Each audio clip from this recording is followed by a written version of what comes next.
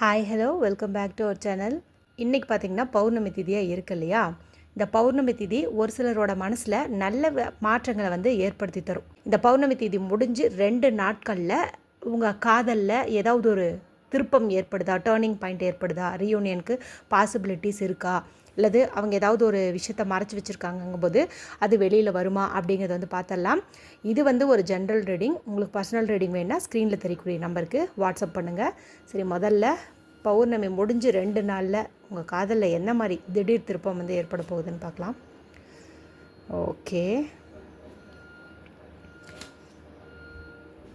Okay இந்த பௌர்ணமி தீதி முடிஞ்சதுக்கப்புறமா ஒரு 2 நாளில் பார்த்திங்கன்னா ஒரு புது துவக்கம் வந்து உங்கள் வாழ்க்கையில் ஏற்படும். மேபி ஒரு ரீயூனியன் நடக்கிறதுக்கும் வாய்ப்பு இருக்குது. இது வரைக்கும் இருந்த அந்த சண்டை சச்சரவு அதெல்லாம் நீங்கி புதுசாக ஒருத்தர் வந்து அன்பை பரிமாறிக்கிறதுக்கு வாய்ப்பு அதிகம்.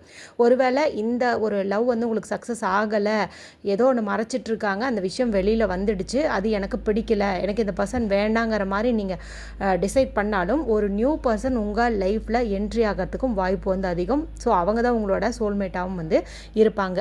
ஓகேங்களா? அடுத்து இதுவுமே பார்த்திங்கன்னா நமக்கு ஒரு பாசிட்டிவான கார்டு தான்.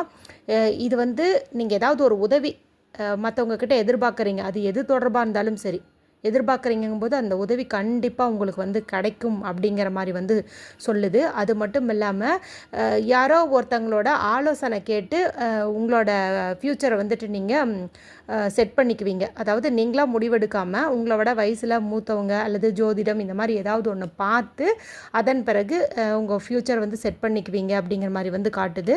அடுத்து இதுவுமே நமக்கு ஒரு நல்ல கார்டு தான். அதாவது இனி வந்து நீங்கள் சுற்றி இருக்கிற வாய்ப்புகள் எல்லாத்தையுமே வந்துட்டு கவனிக்க தொடங்கிடுவீங்க. அதாவது மனசில் ஏதாவது கஷ்டம் கவலை இருந்துச்சுன்னா போய் அமைதியாக ஒரு இடத்துல அப்படியே கண்ணை மூடி உட்காராமல் அந்த கஷ்டம் நீங்குவதற்கு என்னென்ன வழியோ அதெல்லாம் இனி வந்துட்டு நீங்கள் கவனிக்க ஆரம்பிப்பீங்க அப்படின்னு வந்து சொல்லுது. ஸோ நல்ல சேஞ்சஸ் தான் நமக்கு வந்துட்டு ஏற்படுத்தி தரப்போகுது.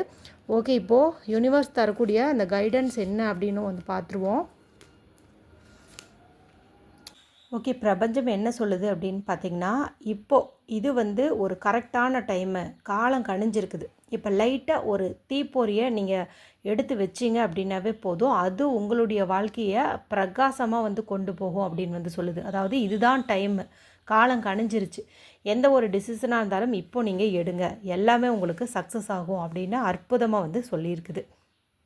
இந்த ரீடிங் பார்த்துட்ருக்கிற எல்லாருமே யூனிவர்ஸ் மேஜிக் பிகின் நவ் அப்படின்னு சொல்லி டைப் பண்ணி இந்த கார்டோட எனர்ஜி கிளைம் பண்ணிக்கோங்க. தேங்க்யூ.